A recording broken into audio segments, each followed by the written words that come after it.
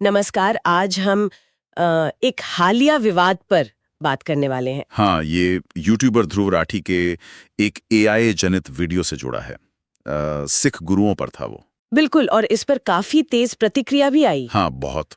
तो हमारे पास इस घटना पर आधारित कुछ जानकारी है, कुछ लेखों के अंश है और कोशिश रहेगी कि समझें कि आखिर हुआ क्या था। हाँ, मतलब वीडियो क्या था, ये इतना विरोध क्यों हुआ और इससे तकनीक, धर्म, जिम्मेदारी, इन सब पर क्या बड़े सवाल उठते हैं। तो शुरुआत करते हैं इस यूट्यूबर से। काफी लोकप्रिय हैं, करोड़ों में फॉलोअर्स हैं। जी। उन्होंने 19 मई 2025 को एक वीडियो डाला, the Sikh warrior who terrified the Mughals. हाँ, ये टाइटल था। करीब 25 मिनट का AI animation video. AI animation? हाँ, इसमें गुरु गोबिंद सिंह जी, बंदा सिंह बहादुर जी, साहिबजादे और दूसरे सिख योद्धाओं के जीवन को दिखाया गया था। और राठी का कहना था कि मकसद एक तरह से शैक्षिक था। बिल्कुल। उन्होंने कहा कि वो सिख इतिहास के अहम पलों को विजुअली दिखाना चाहते थे, एक कहानी की तरह। लेकिन वीडियो आती जैसे हंगामा सा खड़ा हो गया। हाँ, तुरंत प्रमुख सिख संस्थाओं ने बहुत सख्त ऐतराज जताया। जैसे कि शिरोमणि गुरुद्वारा प्रबंधक कमेटी, एसजीपीसी। हाँ, एसजीपीसी और अकाल तख्त, जो सिखों की सर्वोच्च सांसारिक संस्था है, दोनों ने कहा कि गुरुओं या साहिबजादों का किसी भी रूप में, चाहे वो एनिमेशन ही क्यों ना हो, वो सिख रहत मर्यादा के खिलाफ है। रहत मर्यादा? अच्छा, यानी जो सिख आचार संहिता है। बिल्कुल। अकाल तख्त के जो कार्यवाहक जत्थेदार हैं, उन्होंने तो इसे सीधे सिख परंपराओं का अपमान कह दिया और तुरंत हटाने की मांग की। और ये सिर्फ धार्मिक संस्थाओं तक ही नहीं रुका है ना? नहीं, बिल्कुल नहीं। राजनीतिक दल भी इसमें आ गए। जैसे शिरोमणि अकाली दल, उन्होंने कहा कि सामग्री भ्रामक है, भाषा सम्मानजनक नहीं है, ऐतिहासिक गलतियां हैं। ऐतिहासिक गलतियां भी? अच्छा। हाँ, और दिल्ली सिख गुरुद्वारा प्रबंधक कमेटी डीएसजीएमसी, उन्होंने तो साइबर क्राइम सेल में शिकायत भी कर दी। शिकायत किस बात की? आरोप लगाया कि गुरु तेग बहादुर जी की शहादत और बंदा सिंह बहादुर की विरासत के इतिहास को मतलब तोड़ा मरोड़ा गया है वीडियो में। और कुछ नेताओं ने तो कानूनी कार्रवाई की भी मांग की थी। हाँ, मनिंदर सिंह सिरसा जैसे नेताओं ने इसे गहरा अनादर बताया और आईपीसी की धारा 295A लगाने की मांग की। 295A, ये वो धार्मिक भावनाओं को ठेस पहुंचाने वाला सेक्शन है? जी हाँ, जानबूझकर किए गए कार्य।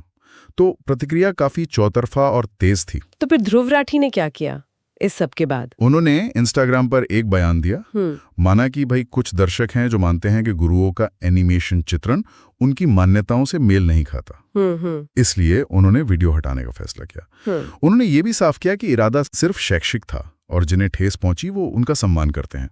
और वीडियो हट गया फिर? हाँ, 20 मई तक वीडियो यूट्यूब से हटा दिया गया था। लेकिन ये सवाल तो रहता ही है कि आखिर प्रतिक्रिया इतनी ज्यादा तीव्र क्यों थी? क्या ये सिर्फ एआई के इस्तेमाल का मसला था? नहीं, देखिए, एआई ने शायद एक नया एंगल दिया, पर यह मुद्दा उससे कहीं ज्यादा गहरा है। अच्छा। असल में सिख धर्म में गुरु ग्रंथ साहिब को ही शाश्वत जीवित गुरु माना जाता है। हाँ, ये तो है। और जो 10 गुरु साहिबान हैं, उनका किसी भी रूप में चित्रण, चाहे इंसान बनाए, फोटो हो या एनिमेशन, ये वर्जित है। इसे अनादर माना जाता है। मतलब ये कोई नई बात नहीं है? बिल्कुल नहीं। एसजीपीसी ने पहले भी 2003 में एक्टर्स द्वारा गुरुओं का रोल करने पर रोक लगाई थी और 2019 में एनिमेशन पर भी प्रतिबंध लगाया था।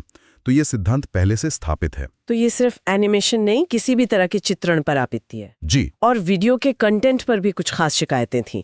आपने ऐतिहासिक अशुद्धियों का जिक्र किया था। हाँ, कंटेंट पे भी गंभीर सवाल थे, जैसे घटनाओं की टाइमलाइन ठीक नहीं थी, कुछ लड़ाइयों को सही से नहीं दिखाया गया, कुछ विजुअल डिटेल्स भी गलत थी। जैसे कहा गया कि पंच प्यारों को कलगी पहने दिखाया गया, जो कि तथ्यात्मक रूप से सही नहीं है। ओह, ऐसी बारीकियां भी? हाँ, और गुरु नानक देव यूनिवर्सिटी के एक विद्वान ने इस बात पर भी ऐतराज जताया कि गुरु गोबिंद सिंह जी को बचपन में रोते हुए दिखाया गया, जो उनके अनुसार भ्रामक है। उन्होंने रिसर्च को ही मतलब कमजोर बताया। राइट। तो एआई वाला पहलू इसने मामले को और उलझा दिया लगता है। बिल्कुल। ये पूरा मामला एआई और कहानी कहने में नैतिकता के बड़े सवाल खड़े करता है, खासकर जब विषय इतना संवेदनशील हो। सही बात है।